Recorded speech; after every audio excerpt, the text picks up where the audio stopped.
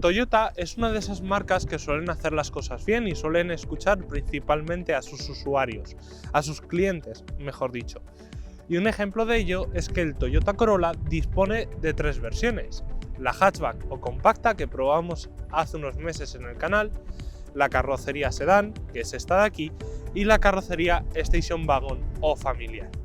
Este coche no es el único que tiene estas 3 carrocerías disponibles. También hay otros modelos en el segmento que también tienen estas carrocerías. Un ejemplo de ello es el Hyundai i30 CW que probamos hace unas semanas en el canal. Y por ello es un segmento que está bastante rivalizado, muy competitivo y que, oye, yo creo que merece la pena investigar un poquito más sobre este tipo de coches. Hoy vamos a descubrir la variante sedán del Toyota Corolla con el motor 125H, es decir, un 122 caballos, híbrido y con mucho espacio interior.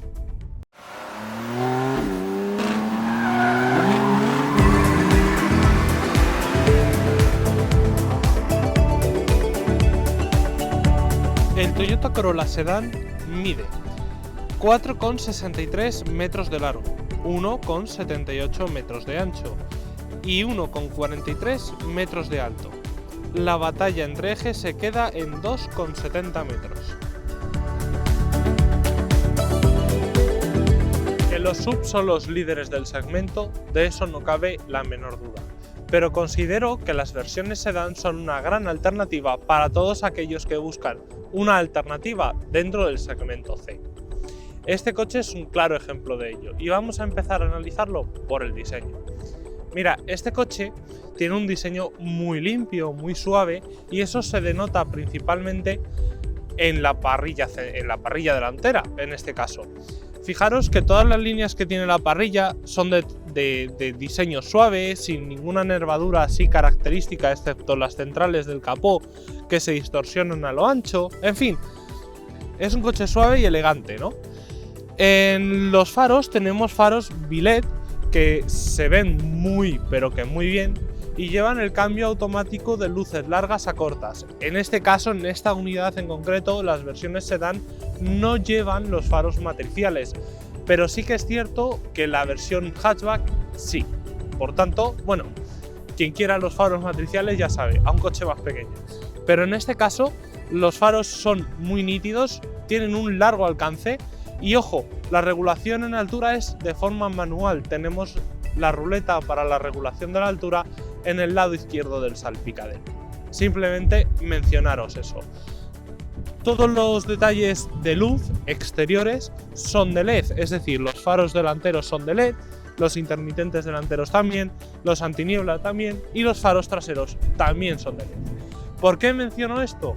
Porque este es el acabado Advance. Es el tope de gama y por tanto sí, lo lleva el LED. Sin embargo, si nos vamos bajando de acabados y nos vamos, por ejemplo, al Blue Scenes, al Style o a los otros acabados, pues nos encontramos con faros halógenos incluso o faros halógenos detrás también.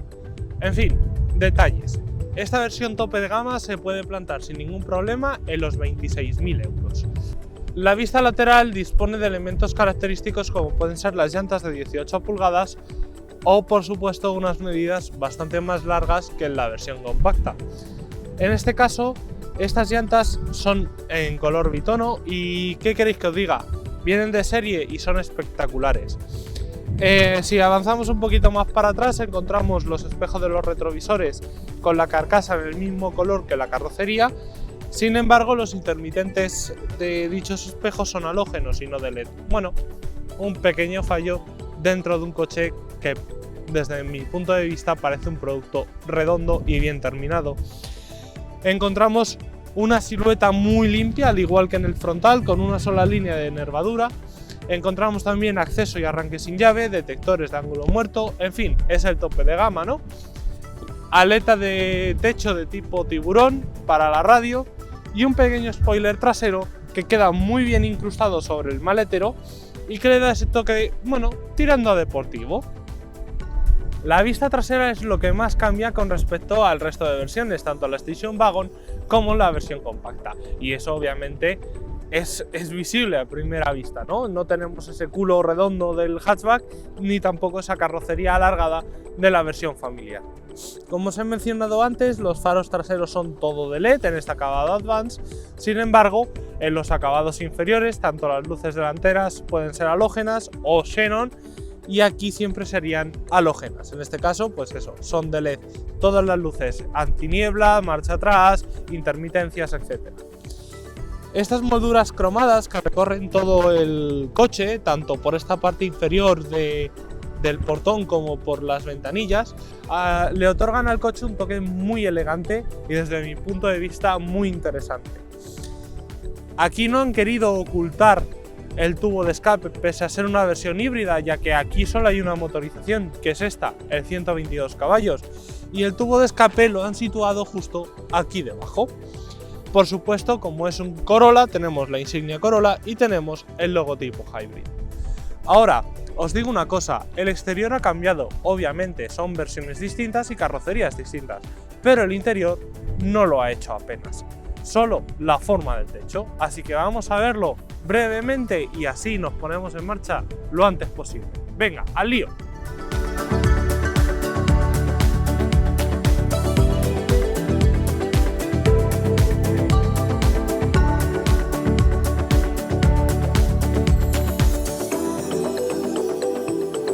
Bueno, pues ya estamos en el interior del Toyota Corolla. En este caso la versión sedán es algo más alta que la versión hatchback y por supuesto tiene mayor altura libre al techo. Entonces, claro, la sensación de amplitud se nota bastante.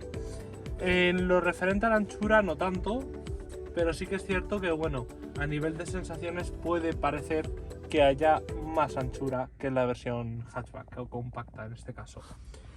Como podéis observar, el salpicadero es idéntico al Toyota Corolla hatchback o familiar, o incluso también tenemos un salpicadero muy parecido al del Toyota RAV4 con la misma instrumentación y la misma pantalla, también con un diseño muy similar al del Yaris. En fin, el lenguaje de diseño que lleva últimamente la marca japonesa.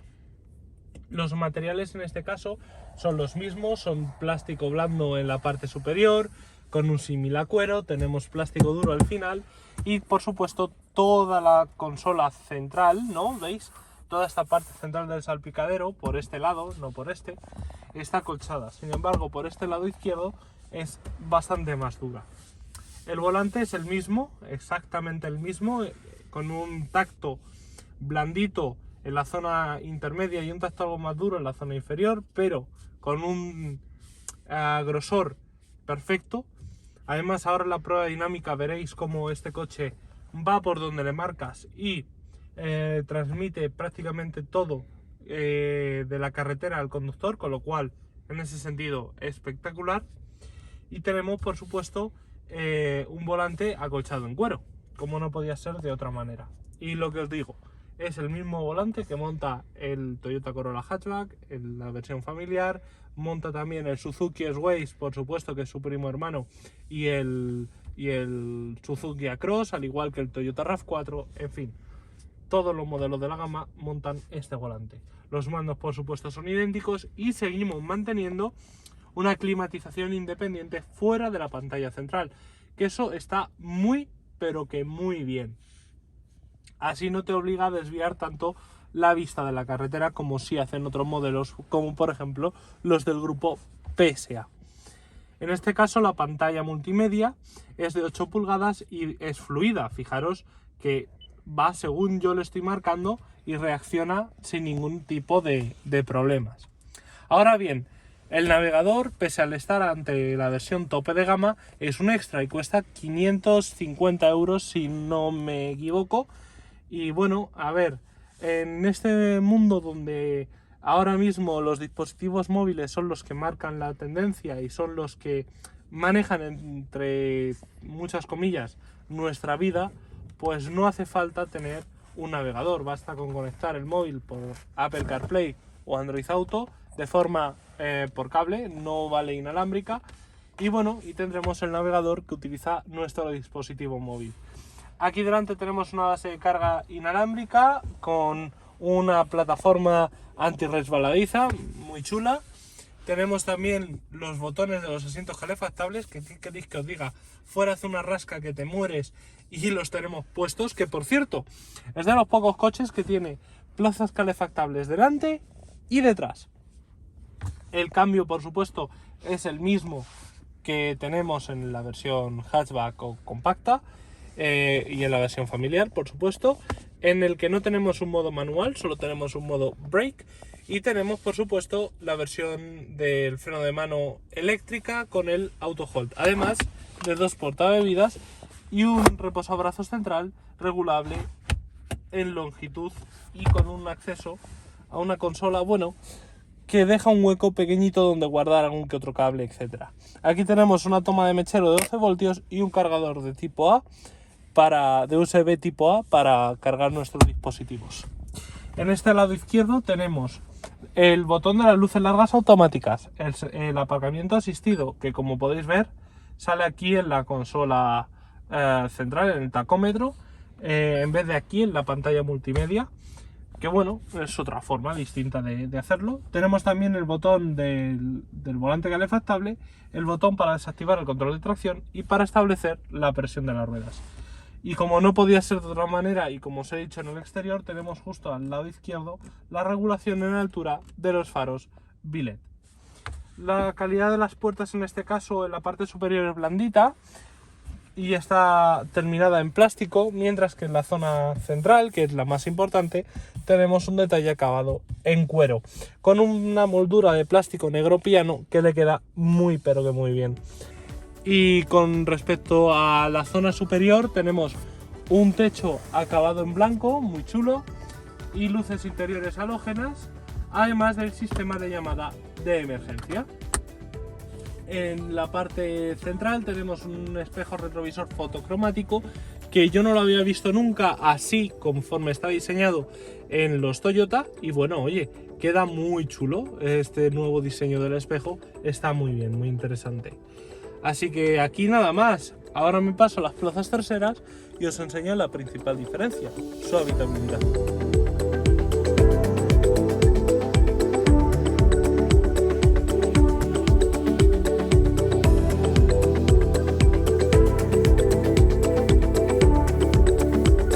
Si en la versión hatchback me daba con el techo, esta tampoco iba a ser la excepción, porque al fin y al cabo la versión sedán lo único que tiene diferente con respecto a la versión hatchback o familiar es el diseño de su estructura exterior en este caso.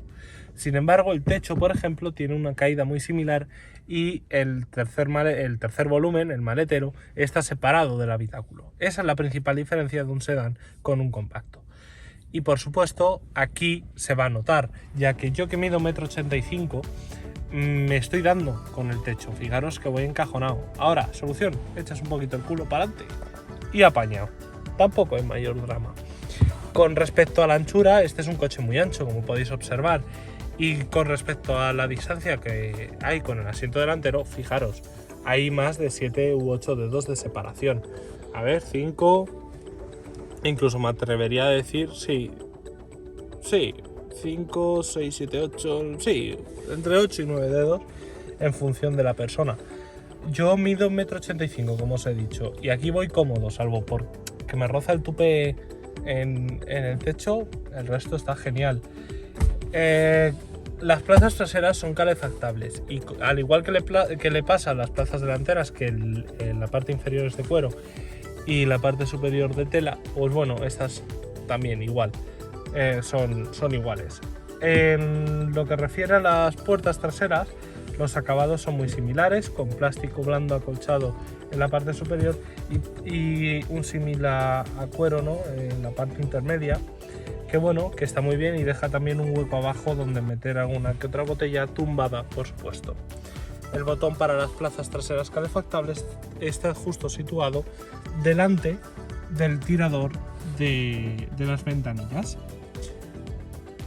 Aquí detrás encontramos también un túnel central poco abusivo, en el que si nos ponemos en la plaza del medio encontramos un asiento mullido en lo referente al asiento en sí, pero un respaldo algo más duro debido a que este coche lleva un reposabrazos con 2 portabebidas. Aquí, por supuesto, sí que ya me doy más con el techo porque tenemos un mullido más elevado. Como os he dicho, vamos a contar, espera. Como os acabo de mencionar, el reposabrazos tiene 2 portabebidas y es algo complicado de abrir ya que no dispone de un simple tirador. El maletero es la parte más importante en este tipo de coches y más teniendo en cuenta si lo vamos a destinar a un uso familiar. Tenemos un portón de apertura manual, pero ojo porque el botón está justo aquí en el lateral derecho, algo no raro porque no es raro que lo pongan ahí, pero sí que diferente, vamos a decirlo de esa manera, porque la primera vez que fui a abrir el maletero intenté presionar aquí en el medio y no abría. Luego me di cuenta de que estaba aquí la cámara trasera. Pero bueno, el maletero tiene 471 litros de capacidad. Y sí que es cierto que aunque los pasos de rueda incordian un poquito al maletero, sus formas regulares y anchas nos permiten un aprovechamiento máximo de esta capacidad. Fijaros que la boca de carga es bastante ancha y bastante alta, lo que implica que cargar bultos pesados no va a ser ningún problema. Tenemos aquí un pequeño doble fondo, donde en este caso va un kit reparapinchazos y 2 huecos pequeñitos donde dejar algún que otro objeto. Por cierto, los asientos se van a tener en proporciones 40:60. Ahora sí que sí, cerramos y nos vamos, porque aquí hace un frío que pela. ¡Vámonos! Bueno, pues venga, vamos a ponernos a conducir que ya va siendo hora. Pisamos freno, arrancamos, directa y para adelante. Venga, ya, ahora fuera bromas. Mirad, este coche tiene 2 cosas. Como se trata de un híbrido, lo primero es que siempre que puede va a arrancar en eléctrico. Es decir, si tiene carga suficiente y no hace frío por lo que requiera de arrancar el motor de gasolina y encender de esa manera la calefacción, entonces va a arrancar en eléctrico. Si no, pues arranca en gasolina y carga la batería como podemos ver, ¿vale? Ahora, lo segundo que tiene el ser un coche híbrido es que a baja velocidad, si no está encendido el motor de gasolina, va a sonar un sonidito tipo tren para avisar a los viandantes de que, oye, de que hay un coche híbrido que no suena y que requiere de su atención, ¿no? Porque hay que tener cuidado, sobre todo con esas personas ciegas que se acercan al paso de cebra y salen por patas. Pues hombre, no, hay que cuidarlos, ¿no? En ese sentido. Ahora os iba a mencionar cómo va este coche por la ciudad, ya que, como veis, estamos en un entorno puramente urbano. Mirad, este coche por la ciudad es increíble. Sí, mide más de 4,5 metros de largo, pero no se nota. Y no se nota por 2 razones. La primera, la suspensión, que tiene un tarado exquisito. Exquisito. ¿Y por qué? Porque utiliza la plataforma TNGA-C de Toyota. ¿Esto qué quiere decir? Esta plataforma es la misma que utiliza el Toyota Yaris, el CHR, el Prius, el RAV4 y todos los modelos nuevos de este año de la nueva serie de Toyota.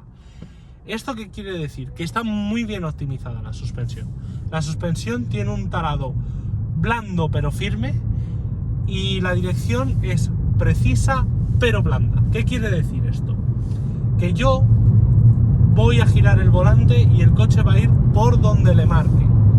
Ahora bien, va a girar mucho y suave.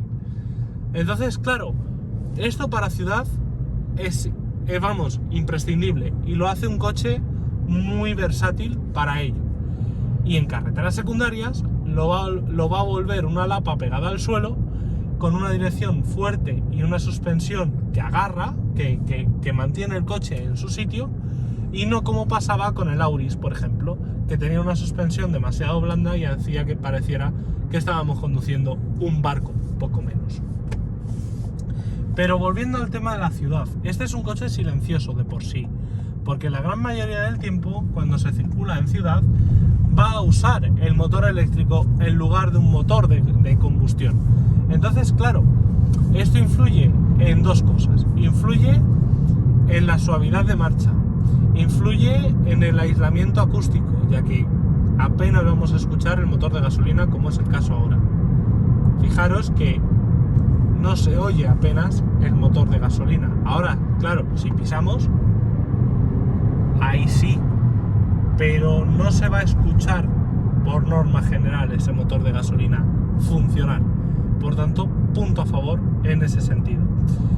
En lo referente a carreteras secundarias, poco más que añadir a lo que ya he mencionado. Este es un coche que, gracias al uso de esta plataforma y de esta suspensión y dirección, hace que te puedas divertir con él, pero ojo, sin llegar al punto de ser un auténtico deportivo, ¿vale? Hay que tener eso muy en cuenta.